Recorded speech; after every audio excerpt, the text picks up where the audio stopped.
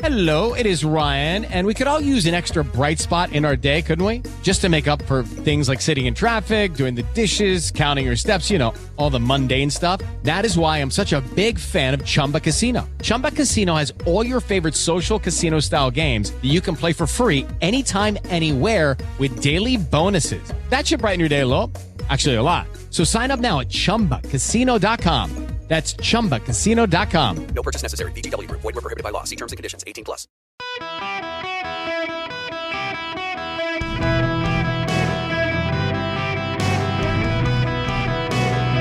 Welcome to the Eric Erickson Show podcast, Hour 1. Hello and welcome, America. It is Eric Erickson here across the nation from my flagship station, WSB in Atlanta, Georgia, home of the college football national champions 2 times in a row. We should probably discuss what is Stetson Bennett's future, but we got a more important stuff to talk about, including the president. Turns out he had classified documents too. I'll get there, but first, I want to engage in an audience experiment. You see, last night, I was made aware of the fact that on social media, one of my employees was openly declaring that we are all TCU and suggesting the end of the college football season in favor of hockey was a good thing if UGA was going to win.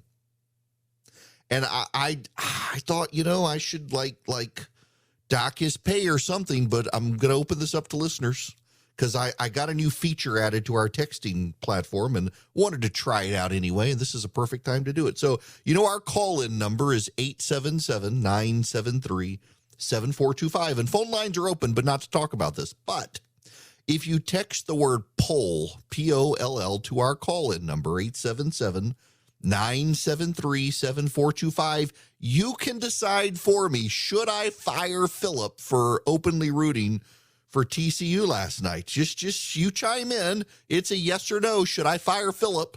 You can text the word poll to 877-973-7425. We'll talk about the football game later. Right now, though, this is actually the big news. The President of the United States, when he was vice president, took classified documents from his office and placed them at the University of Pennsylvania's Washington Biden Center for Diplomacy and Global Engagement. You know, he made like $900,000 from this place, and nobody even knows what he did. CBS News is reporting the Attorney General has assigned the U.S. Attorney of Chicago to review documents marked classified that were found at the Biden Center in D.C. It was not in Pennsylvania. It was in Washington. There were 10 documents.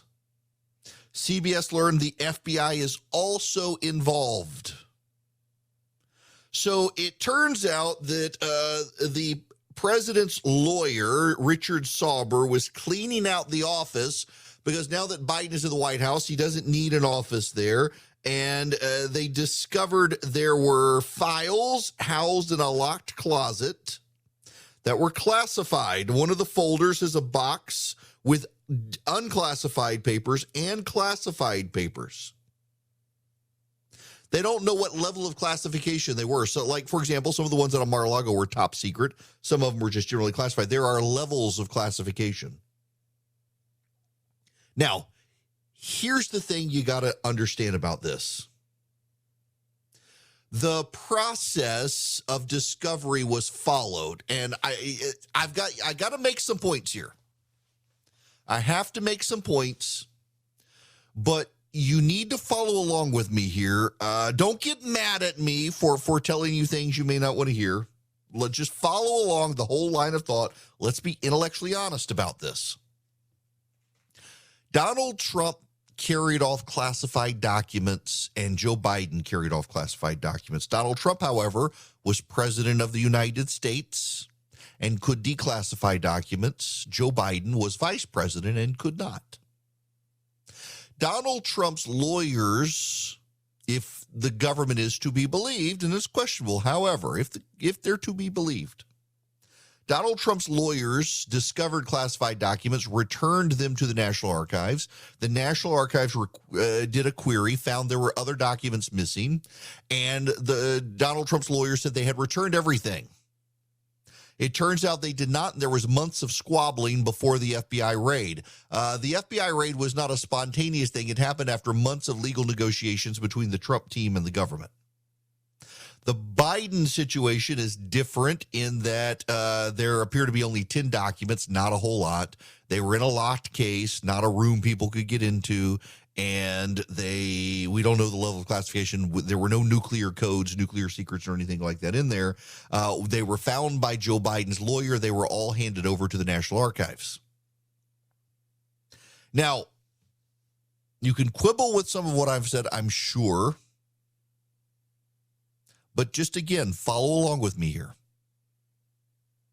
The Trump situation was more documents of top secret nature, some involving nuclear secrets.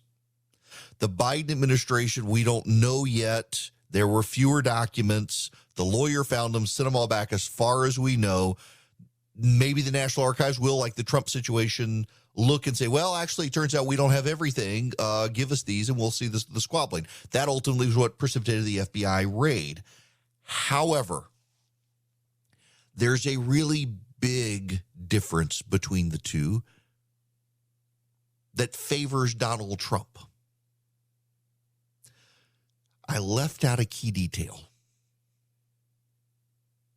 The material was identified by personal attorneys for Mr. Biden on November 2nd, before the midterm election. The Biden administration kept this quiet before the election. It was discovered, just like Trump's situation, before the election. But with Donald Trump, it was a media spectacle and directly impacted the polling for the GOP as a whole, by the way. You can see there's a direct correlation. When the Republicans dropped, it really didn't have as much to do with the abortion issue as it did this, the whole spectacle of it. And they covered it up for Biden.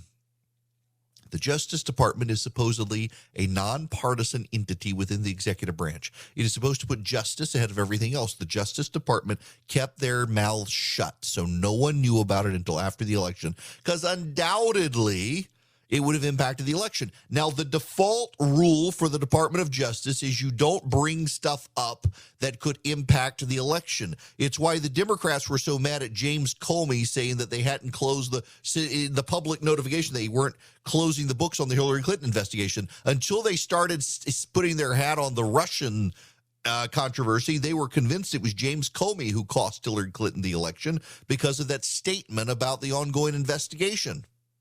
You're not supposed to do that. Contrast that with, for example, the Hunter Biden treatment by the Trump administration. The Trump administration's Justice Department said nothing about Hunter Biden's investigation because they did not want to affect the outcome of the 2020 election. They knew it was happening. The Attorney General, Bill Barr, knew it was happening. He kept his mouth shut. He didn't want to be accused of interfering with the election. But then the Trump controversy came out this year, and they all leaked like sieves.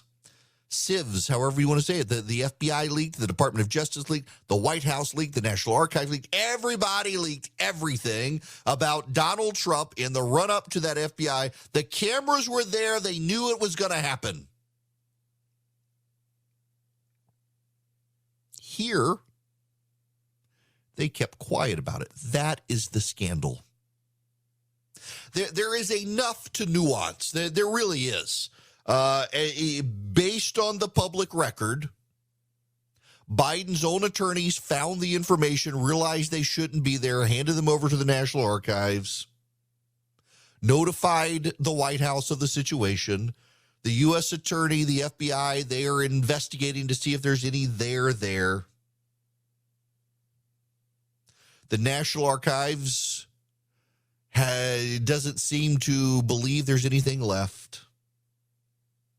Contrast with Donald Trump, they handed over documents. The National Archives said there were more. They got into an argument over whether there were more, whether or not Trump needed to surrender them. They said, yes, they did. The president team said, no, they didn't. And then they said, we sent you everything. The National Archives didn't believe them. They finally, after months of negotiation, demanding documents, sent in the FBI to grab other stuff. And it was a copious amount of highly classified information. You can quibble over the details. You can nuance it, though. They're different. But one of the major differences, and this is where the scandal is that with Joe Biden, they covered it up so nobody knew until after the election. And with Donald Trump, they did everything possible to make it a massive spectacle to shape the election. They used the nonpartisan means of government to shape the election against Republicans and Donald Trump. The House should investigate this. They should investigate this before they investigate Hunter Biden. This should be one of the top priorities of the investigation. Who knew? When did they know it? And who made the decision to make sure nobody said anything? And why before the election, given what they did to Donald Trump? The House Republicans should investigate the snot out of this. Also, I'm going to go out on a limb here and suggest this helps Donald Trump. Merrick Garland is looking at whether or not Donald Trump should be charged for withholding classified documents. Yes, there are nuances. There are things you can quibble with. But if Donald Trump is going to be charged with withholding classified documents after he left the White House, why won't Joe Biden? Why won't Joe Biden? Because what's good for the goose is good for the gander. Does Merrick Garland want to charge Joe Biden? If he doesn't, it's going to look like a massive double standard in the eyes of the public if he does charge Donald Trump. I think this helps. Now, that special prosecutor they hired, they may go after Donald Trump on supposed insurrection and stuff like that from January 6th, but holding the classified documents, I think you got to take that out now. I think you've got to walk that away. I think you have to. Because otherwise, it really does show how much this administration views justice as a double standard. The justice of their friends is quite different from the justice of their enemies. And the integrity of the system will further break down. I think this helps Donald Trump. Now, let me play you this audio so you get more perspective than just me. Several classified documents from President Biden's time as vice president were found by his personal attorneys in one of his private offices in November last year. The National Archives has now referred this matter to the Justice Department for further investigation, a source tells CNN. CNN's Evan Pettis joins us now live with more on this. Evan, tell us more. Well, Jake, these were documents the White House says that were found by the current president's attorneys in November as they were closing out an office that the former vice president, Biden, of course, had set up an office with the University of Pennsylvania at the Penn Biden Center here in Washington. And they were closing out these offices when they found what they say were fewer than a dozen documents that were labeled as classified. Now, a number of these documents were also subject to the Presidential Records Act. And according to the White House, these were now turned over to the National Archives, which has asked the Justice Department to look into it. Now, we're told now, Jake, that the Attorney General Merrick Garland has asked the U.S. Attorney in Chicago to conduct a review of these documents, which is a standard process that they would go through. This is akin to the process that happened after the National Archives asked the Justice Department to look into these classified materials that were recovered from Mar-a-Lago, from the former President Trump's. Yes, except those came with the spectacle of an FBI raid and everybody making sure everyone knew. This one came before the election, and they kept it quiet. And the House Republicans should investigate. If you own a small to medium-sized business that kept employees on payroll through COVID, you may have a big cash refund waiting for you. The Employee Retention Credit is a tax credit of up to $26,000 per employee, and now more businesses than ever qualify. The experts at RefundsPro.com specialize in cutting through the red tape of qualifying for this government program. Most of their refunds are over $100,000. Even businesses that have received PPP funds may be eligible, and there are absolutely no fees unless you receive a refund. There's no reason not to apply. If your business experienced shutdowns, limited capacity, supply chain challenges, or even reduced revenue due to COVID, you likely qualify.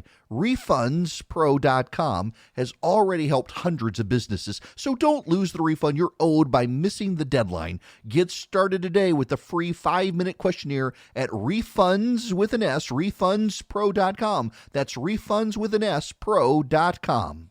Friends, welcome. It's Eric Erickson here. I have never been more disappointed in you people in my life. As of right now, 55% of my listeners who have voted thus far believe that Phillips should retain his job, even after cheering on TCU and suggesting we are all TCU. I leave it to you to cast your vote. Text the word poll to the call-in number, 877-973-7425. And you can vote. Should I fire him for rooting openly for TCU last night or not? It's your call. Right now, majority, like 55% of you think he should keep his job. I think you feel sorry for him because he's got a kid on the way or something. He just said, I'm basically God's chosen. Oh, text poll to 877-973-7425. Should I fire him or not? You decide. So the House Oversight Committee,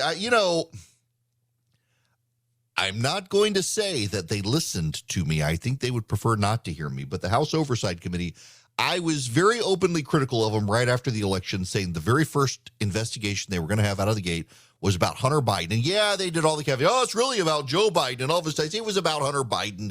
They could spin it however they wanted. But you know and I know it would immediately be viewed as the investigation into Hunter Biden because that would be their premise. And I said, and so many people willfully wanted to mishear me, I did not say that they should not investigate Hunter Biden.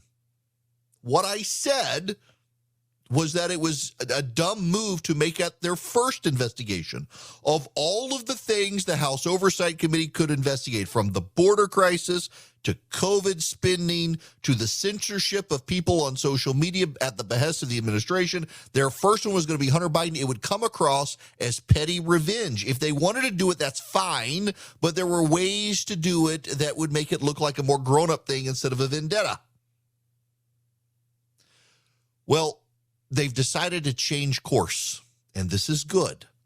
The House Republicans will no longer make their first investigation be about Hunter Biden and Joe Biden and their ties to China, Ukraine, or whatever. Their first investigation is going to now be about COVID and how money was spent and appropriated and the political agenda behind it. And that is a good thing because there was so much waste, so much fraud, so much abuse, and they will now investigate that. That's exactly what they should be doing, is investigating stuff like this. These are the grown-up matters that more people will care about. Partisans, of course, want them to go after Hunter Biden, and they eventually will. But making that the first investigation would seem like it was payback for the GOP and revenge against Biden. The American people voted in November. They kind of wanted to move on to grown-up things and wanted grown-up leaders. And investigating the corruption over COVID and the spending of money actually is a big, grown-up, interesting thing for them to do that you can't accuse them of partisan vendetta on it because we know there was so much waste, fraud, and abuse. This is a good thing that they're doing. So I was critical of them in November, and now I'm praising them. They have changed course. Whether they listened to me or not, this was one of the investigations I said they should have prioritized over Hunter Biden, and now they are. And I'm glad because we need to get to the bottom of how this administration spent money on COVID relief, the PPP funds, and the like, because there was a lot of dirtiness and partisanship along the way. All right, when we come back, we're going to move on from all these things. We got another story to talk about. Fat kids. Yes. Hello there. I had to stop the polling. The polling was apparently the thing wasn't working. Because like 61% of people said not to fire Philip. So clearly the poll mechanism has been broken. I mean, like 3,000 some odd votes and 61% of people are like, don't fire the guy. Clearly the poll is not working. So we're having to turn it off because apparently people don't want to fire Philip. So in all honesty, I this polling feature has become available, and we use this. So, for example, if you text Eric to 33777, you can get the show notes email, and they've given me this option of no, it's limited. You can't vote over and over. I assume so, but no, if it comes from the same number every time, it doesn't count it. So, but if you use our call-in number, 877-973-7425, you can text to that number the word poll to 877-973-7425, and I can do listener polls for big topics and things like that. And so I decided I would try it on whether or not I should fire Philip, and I'm deeply, deeply disappointed that you people don't want me to fire him. He gets fired like every week. I would probably rehire him. But I did think about firing him last night and make his rehiring contingent on him praying for Stetson Bennett. So either he had to find a new job or he had to get God involved for UGA, and that would have been a very difficult choice for him, particularly with a new baby on the way. Nonetheless, you people don't want him fired for, I have no idea why. I'm going to bias for short people, I guess, so he's saved. All right, I got to move on. We got to talk about fat people. Now, I am one, so I get to talk about this. So here's the thing. I've got to lose weight, and I'll be open and honest about it with you guys. For the longest time, I was a fairly spry guy, and then I met a woman, and I will tell you, very first time I ever went on a date with my wife, went into her apartment, and she was making pounds of bacon. And I couldn't fathom why she was making that much bacon. And her response was, I need the drippings. The cornbread in our house is spectacular. So between discovering I love beer and my wife's cooking, I have packed on the pounds over the last 20 years. And I've been going to CrossFit again, for about really 3-4 years in there. I could not regularly exercise. With the clots in my lungs, I was very restricted in the things I could do. I've got to get back to regular walking, up the water intake, decrease the junk food, all that stuff. And it is working. I lost about 20 pounds. I put some back on. I got to get back to it and focus and actually do the counting of calories and the macros and stuff like that. So I can talk about this because I am someone who needs to lose weight. And I saw the story and was rather horrified. It is from CBS News. Here's the headline: Consider drugs and surgery early for obesity in kids. New guidelines say waiting doesn't work. Children struggling with obesity should be evaluated and treated early and aggressively, including with medication for kids as young as 12 and surgery for those as young as 13, according to new guidelines released Monday. The long-standing practice of watchful waiting or delaying treatment to see whether children and teens outgrow or overcome obesity on their own only worsens the problem that affects more than 14.4 million young people in the U.S. Left untreated, obesity can lead to lifelong health problems, including high blood pressure, diabetes, and depression. Waiting doesn't work, said the co-author of the first guidance on childhood obesity in 15 years from the American Academy of Pediatrics. What we're seeing is a continuation of weight gain and the likelihood that they'll have obesity in adulthood. In general, Doctors should offer adolescents 12 and older who have obesity access to appropriate drugs, and teens 13 and older with severe obesity referrals for weight loss surgery. Young people who have a body mass index that meets or exceeds the 95th percentile for kids of the same age and gender are considered obese. Kids who reach or exceed the 120th percentile are considered to have severe obesity. Now, never mind, of course, that the body mass index thing is all wonky and wrong in large part because there are a lot of people, I know some people, some who are bodybuilders who have very little body fat, but because of their height and size and muscles, they know they're not on testosterone. They've been doing this for a very long time, but they're considered obese on the body mass index scale, even though they're really not. We've got some wonky stuff. The food pyramid has been off as well. But this is the thing, and I say this as someone who needs to lose weight. The idea that we're going to offer children a drug for weight loss as opposed to getting them to develop healthy habits. I mean, this is my problem. And I speak about this personally. My problem is I sit at a desk all day long, and I never developed an exercise habit when I was little. And now I'm in my 40s, and it's really hard. I go to CrossFit 3 times a week. And I'm there for 45 minutes to an hour, depending on how long it takes. And I actually work one-on-one with the trainer. I don't go to the CrossFit class, and I don't for a variety of reasons, number one of which is every time I've tried, it descends into having to have a political conversation about the news of the day while I can barely breathe because I'm huffing and puffing so much. And I just go when the gym is closed, and I work one-on-one with the trainer. And I like that. It's expensive, but I like it. But I can do it.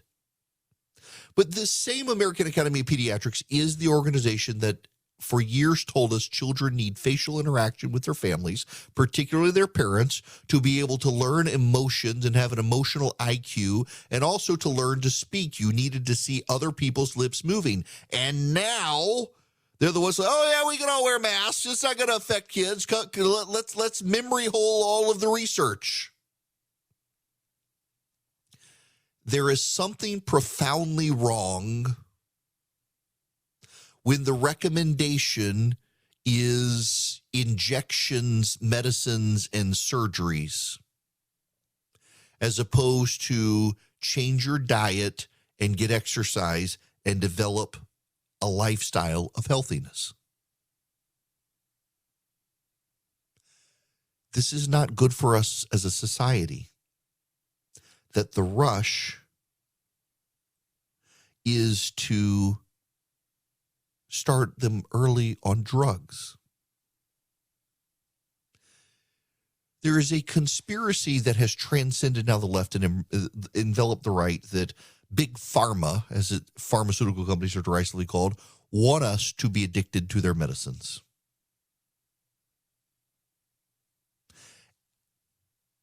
There is truth in the fact that pharmaceutical companies provide medicines. They want us to use their medicines. They make money on us using their medicines. But it's not as systemic as some people would have you believe. Everything gets blamed on Big Pharma. I know people who are adamant that cancer would be cured, except if they cured cancer, Big Pharma would never make money. That is stupid reasoning. Why? Because there are always chronic diseases, and Big Pharma can make more money on the chronic diseases for which there is no cure. They would prefer to stop the cancer research and go after these things where there actually will not be a cure for some level of time. They would love to not have to keep researching cancer. Instead, they research cancer because if they can get rid of the cancers, it opens up other avenues for them. One, people are going to keep getting cancer, so they'll keep the prescriptions going as well.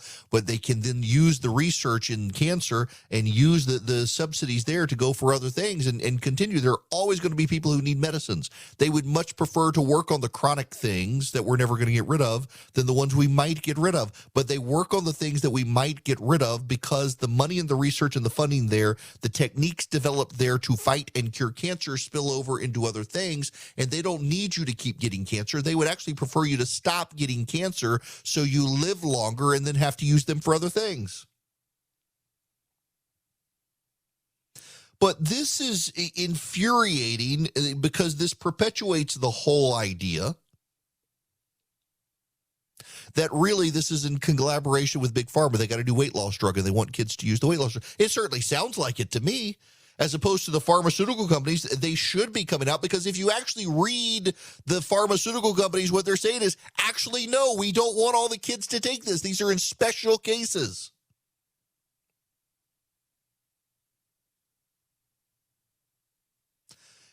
And by the way, insurance isn't going to cover a lot of this stuff. One expert in pediatric obesity cautioned that while kids with obesity must be treated early and intensively, he worries that some doctors may be too quick to turn to drugs and surgeries. It's not that I'm against the medication, says Robert Lustig, longtime specialist in pediatric endocrinology at the University of California, San Francisco. I am against the willy-nilly use of those medications without addressing the cause of the problem. Lustig said children must be evaluated individually to understand all the factors that contribute to obesity. He's long blamed too much sugar for the rise of obesity. He urged a sharp focus on diet, particularly ultra-processed foods that are high in sugar and low in fiber. Dr. Stephanie Byrne, a pediatrician at Cedars-Sinai Medical Center in Los Angeles, said she's like more research about the drug's efficacy in a more diverse group of children about potential long-term effects before she begins prescribing it regularly. I want to see it used a little more consistently. I would have to have that patient come in pretty frequently to be monitored.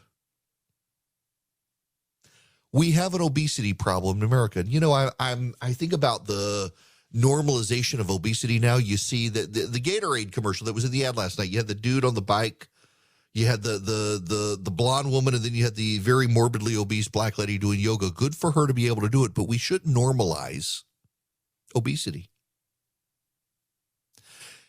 There are a lot of people now who take great offense when you point out obesity is not something. What's the singer who did the Lizzo doesn't want body shaming, proudly shows off her obesity. We shouldn't allow that to become the norm, and here's why. If we are concerned about the long-term ramifications of all of these things, the long-term ramifications of obesity are pretty big, and we know them. From joint problems to heart problems to other health problems to cancers, obesity is a killer. And allowing people to normalize it and accept it and think it's not a problem is itself a problem. Normalizing obesity instead of having some sort of standard for this doesn't look good is a problem. And I say this as someone who, I got to lose some weight. I know it. I'm working on it. Got my bottle of water right here. Somewhat resentful of it. I get that too. But at the same time, I know that it is healthier to lose weight.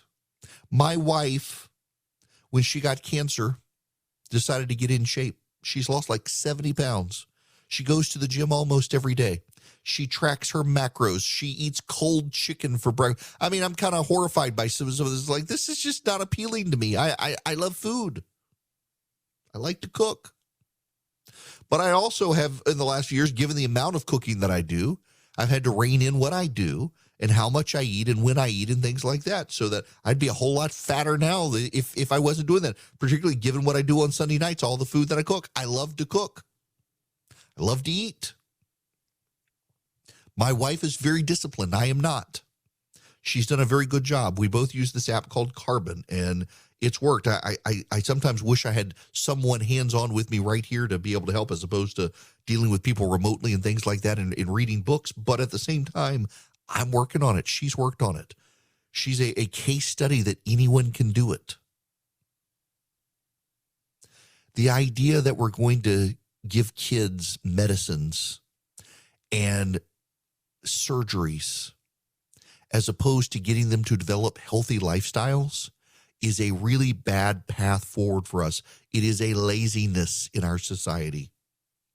And it is that laziness that has started the problem to begin with.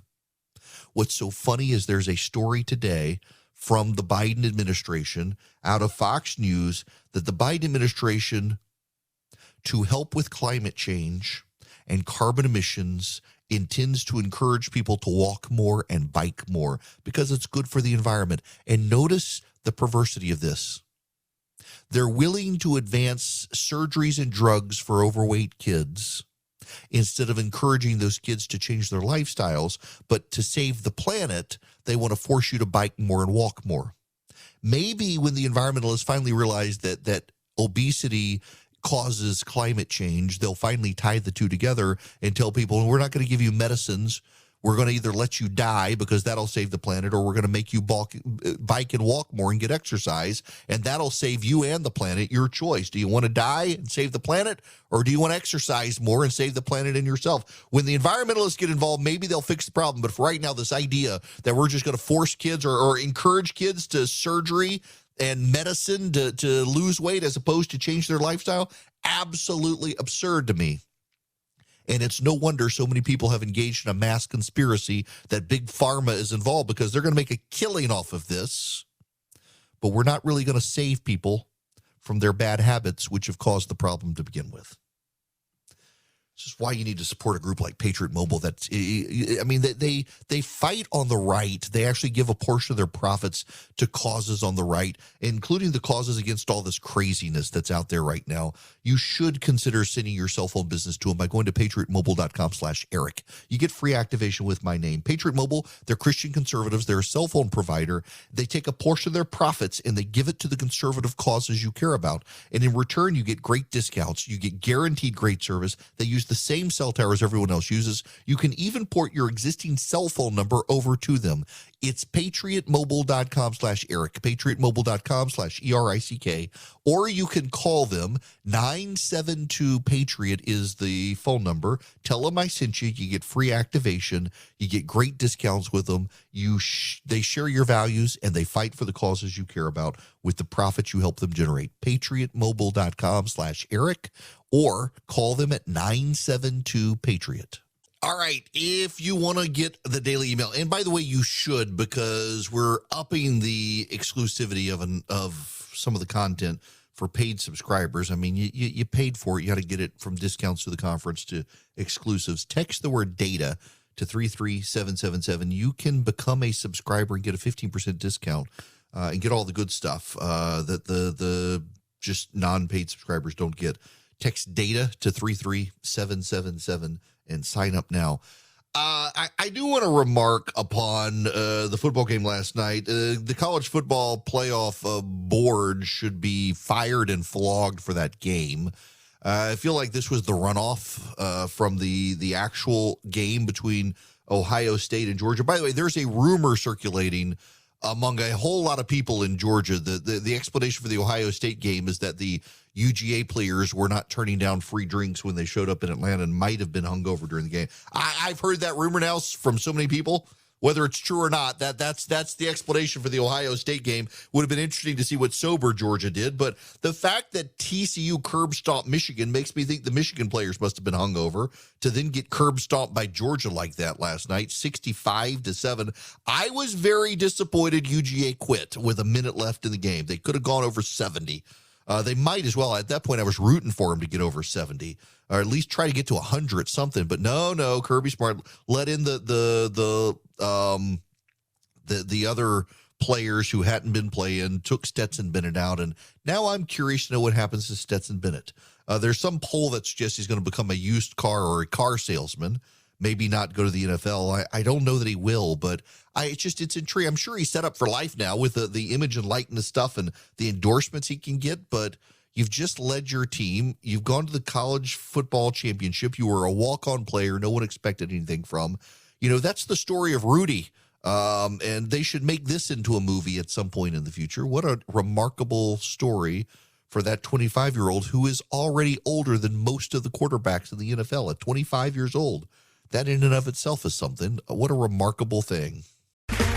Okay, round two. Name something that's not boring. A laundry? Ooh, a book club. Computer solitaire, huh? Ah, sorry, we were looking for Chumba Casino. That's right, ChumbaCasino.com has over 100 casino-style games. Join today and play for free for your chance to redeem some serious prizes. ChumbaCasino.com. No purchase necessary. Void where prohibited by law. 18+ terms and conditions apply. See website for details.